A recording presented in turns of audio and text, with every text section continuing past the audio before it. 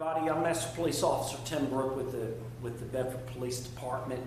Today's community meeting. I'm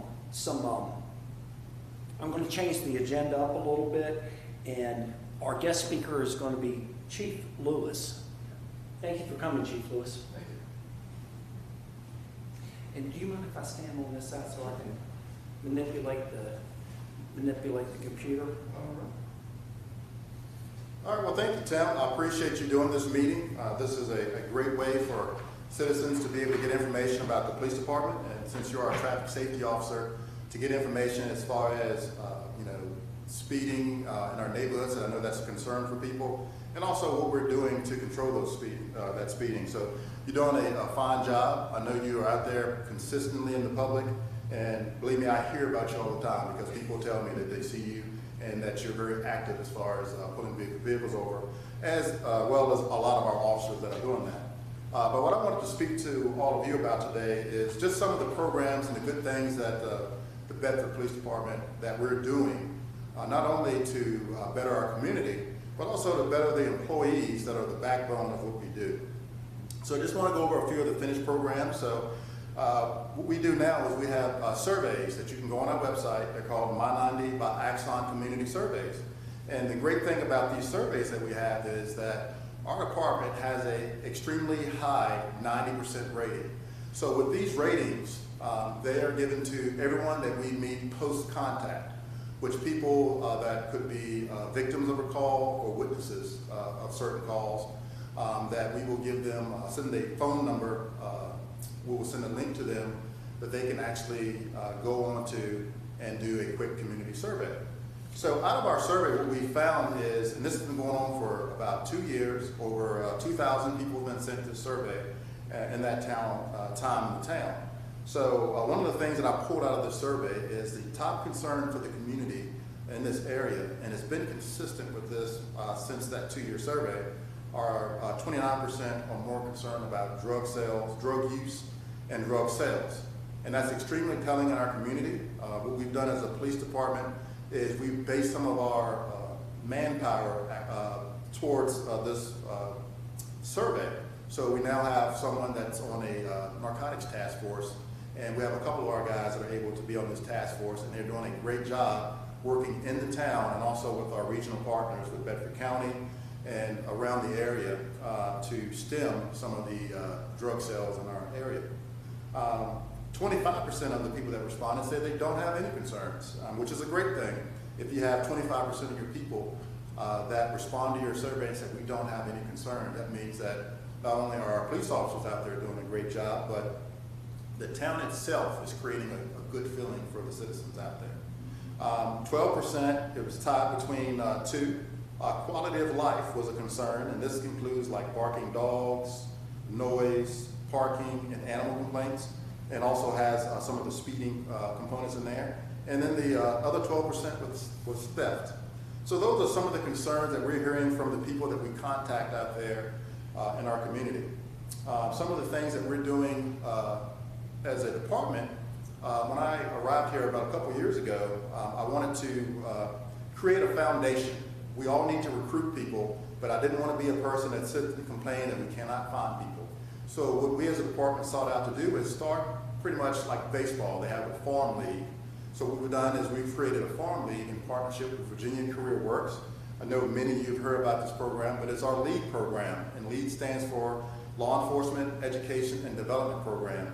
And I would like to say that it's off to a very successful start. We have one person that's close to finishing the program. His name is Cade. He's doing a wonderful job where he's learning the skills of being a police officer, and his overall goal is to be a police officer. In the next month or so, we will be looking for more students to run through this program, but this is for high school children, high school teenagers to be in this program, and for us to put that desire to be in law enforcement in them. And hopefully in a year after our program's over, we can develop them and bring them on as a police officer. Also, our staffing levels, even though 24 is not enough, and we'll go over that a little bit later, we are at that number of 24, and we actually have one on a waiting list. And one of the things that we've done since I've been here as far as it's just creating an environment where we're trying to recruit. We have a saying that we say is be the community, which means the community supports their police department. Be together, which means that we as individuals in the department are going to be together and solve common problems. And then BPD, meaning that we encompass all this. So putting this out as a marketing tool and also creating an environment where our officers are now recruiting other people for us. We now have every quarter we do our tryouts for to become a police officer, and we now have diverse groups of people coming here trying to be a police officer, and our numbers are starting to show that. So now we're assigned 24 sworn people. We have 24 sworn people, and we have now people that are on a list waiting. We're close to now implementing our take-home vehicle program. One of the things that you'll see in the next few months is that we have 2 Ford pickup trucks now that you'll see out in patrol in the next couple of months. And the biggest thing for those is there's so many times where we need to assist citizens in carrying stuff in our truck, or when we're doing these parades, we have to borrow a truck from Public Works. Now we'll have that capability of doing those things ourselves. And next year, hopefully maybe February or March, the take-home vehicle program will be complete once we get 2 more Ford Explorers from our enterprise agreement that we have. We as a department have invested in non-lethal technology, which is our patrol pepper ball guns. So we're still waiting for our last delivery of one of those, and once the training is complete, you'll see those, well, hopefully you won't see those guns out, but we'll be sending something out that we have those guns. We'll be carrying them in our cars, and what that does is it gives us a non-lethal way to remedy a situation. In law enforcement, you have a deadly force, you have a less lethal, and this is a non-lethal, which is under the pepper spray that we carry, which is less lethal. So what we're trying to do is just make sure that when people are having a bad day and we have to try to remedy that situation, that we do it with the least effect as possible. So that will be coming out very soon. One of the things I'm very proud of, we have a official peer support team, which at least 2 of our members have been going to different places in the area, helping them work with people that have been on scenes and decompress the trauma and things like that. So now we have 3 trained peer support specialists, and what that is, the benefit from the department is that it allows for the privileged communication. That means an officer can tell that person their problem, and they cannot, unless the person says something as far as harming themselves or committing a crime, that information has to stay with that peer support specialist, and that hopefully will make sure we'll have more people that will come to a peer support specialist and say that they're having problems. We also have a partnership with Impact First Responders and BRIM, which is Blue Ridge EMS, in the peer support network. We are currently finishing developing our wellness program, and what that's going to include is we're working with the town fire department and the fire chief, and developing yearly physicals for our employees. So these are steps that we're taking to try to make sure that our employees are not only taken care of both physically, but also mentally. There's actually a spiritual component, because we do have chaplains if that employee chooses to go that way. And also financially. Part of our wellness plan is to give people financial classes as far as how to do a budget. So that's definitely on the horizon. We have just finished a grueling implementation of Motorola P1, which is our records management system and our computer-aided dispatch system, which our police officers have in their car. This project was started way before I got here, and we finally got this implemented countywide, and it's still a transition. A lot of our resources are going into the training aspect, some of the natural glitches that you're going to get with this new system, but that's something that we're working on now that's taking a lot of our time, but I'm happy to say that that system is finally up and running. It's been a project for the county and town for a long time now. I want to congratulate a few of the officers for finishing the FBI LEADA, which stands for FBI Law Enforcement Executive Development Association program, the Trilogy. And this is through 3 classes that these officers take the time to have taken. It's Captain Kimbrell, Sergeant Poole, Sergeant Dooley. And these are classes that are executive level classes, and the goal for this is to get our leaders and train them as executive leaders so they can rise up in the ranks of our department. And sort of the backbone of the department as far as the morale of that department is always leadership. So as a department, we're investing in our leaders, making sure that we can continuously develop our own pool of champions. And for a separate trilogy recipient is Corporal Castaneda. He actually took a different trilogy that's comparable to the FBI LEADA trilogy. So congratulations to those officers. And there's a lot of other great training that's going on.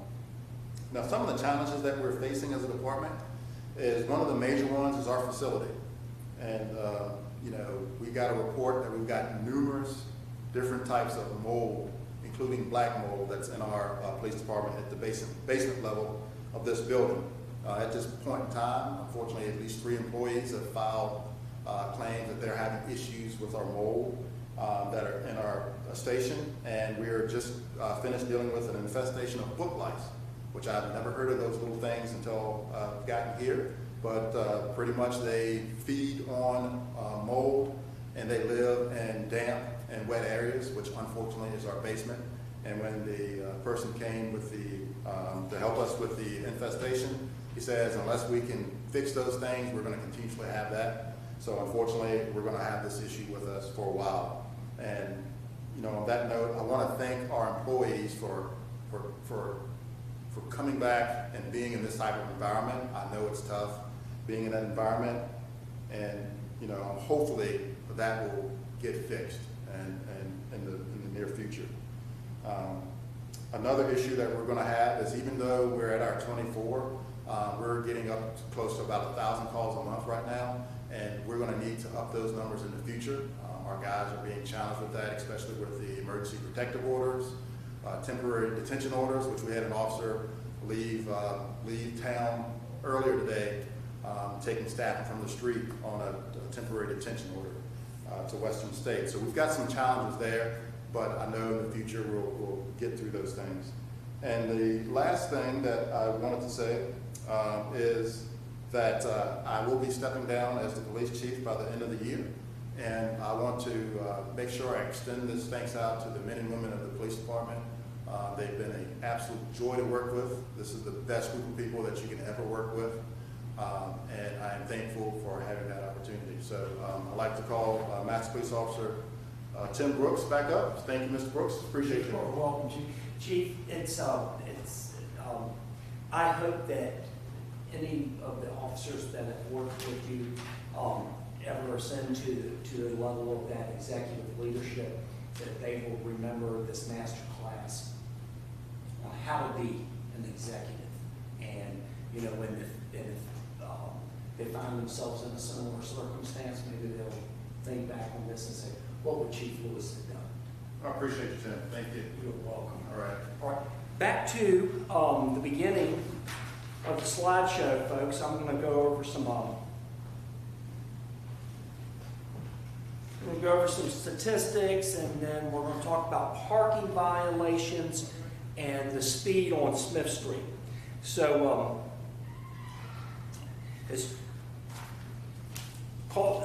the number of calls for service we had in September was 800. And am I on the right? No, I'm not on the right side. I'm sorry, folks. I have to talk and click at the same time. So in September we had 887 calls for service, 97 traffic stops, which was down significantly from August. Also trending downward were the number of traffic summons issued. We're at 31 as compared to 60. Motor vehicle accidents were down by 3, and DUIs, there was 6 DUI arrests in the month of September compared to 5 in August.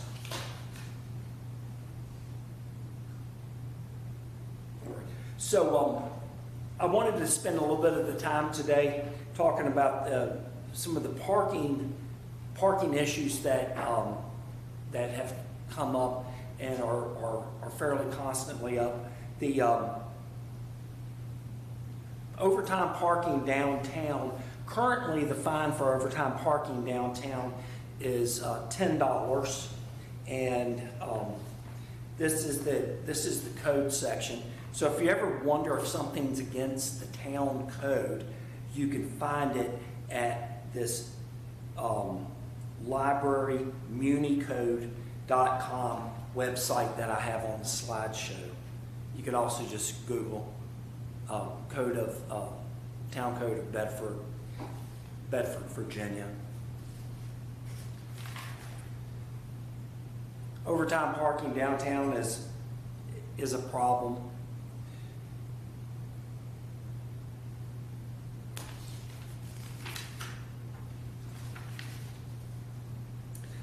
Handicap parking, that's also a problem.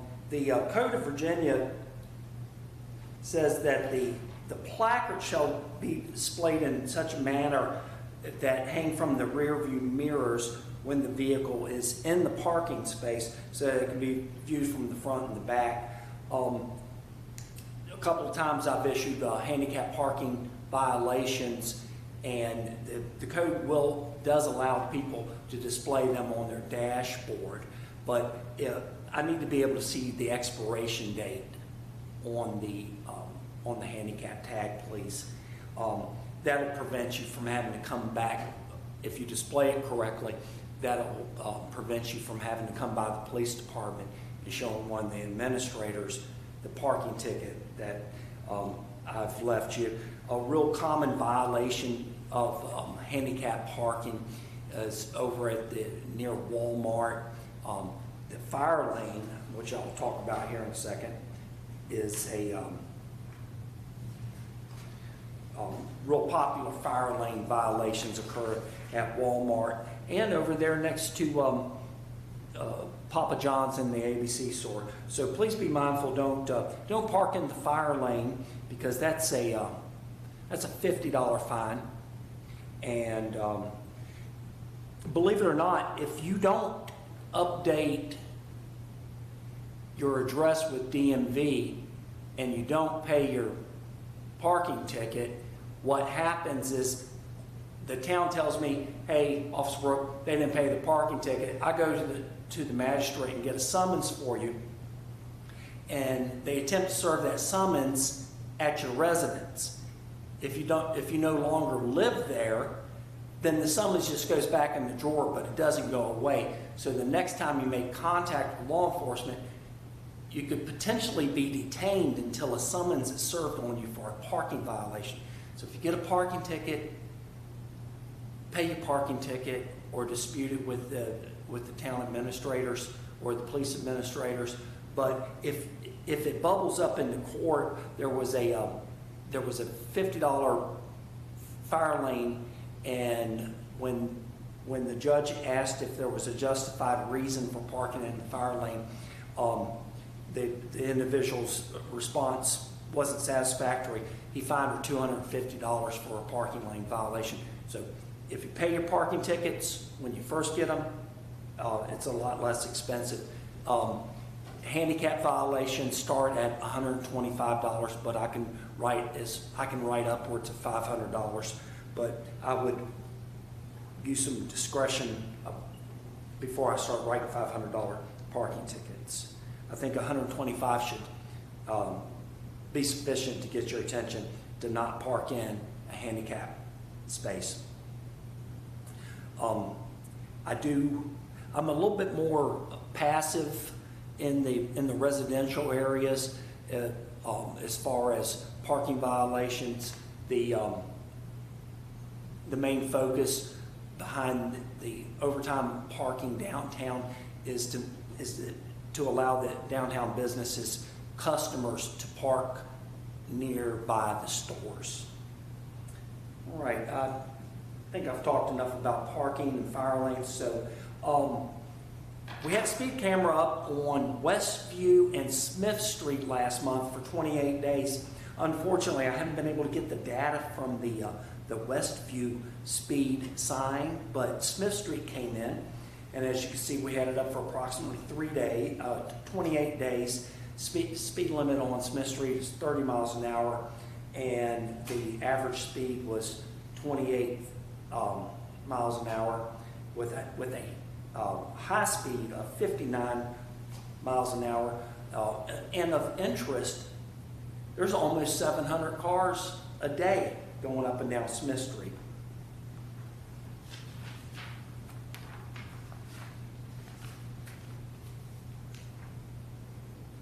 Unfortunately, there's nobody in the room to ask questions, so, and we've already heard from Chief Lewis. And so our next meeting will be on January the 14th, and hopefully by then I'll have some signage, some data for the speed on Westview, and maybe another leader from the town government or the town,